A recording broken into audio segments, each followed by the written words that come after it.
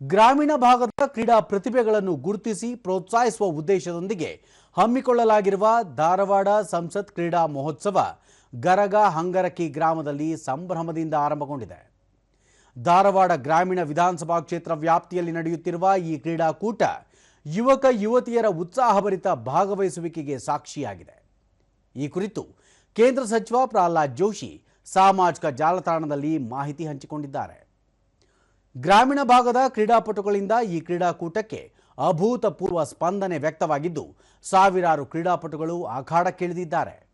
ಈ ಕ್ರೀಡಾ ಮಹೋತ್ಸವದಲ್ಲಿ ಕಬಡ್ಡಿ ವಿಭಾಗದಲ್ಲಿ 112 ತಂಡಗಳು, ವಾಲಿಬಾಲ್ನಲ್ಲಿ 98 ತಂಡಗಳು ಹಾಗೂ ಖೋ ವಿಭಾಗದಲ್ಲಿ 60 ಹಾಗೂ ಅಥ್ಲೆಟಿಕ್ಸ್ನಲ್ಲಿ 860 ಕ್ರೀಡಾಪಟುಗಳು ಭಾಗವಹಿಸಿ ಕ್ರೀಡಾ ಸ್ಫೂರ್ತಿಯನ್ನು ಮೆರೆದವು.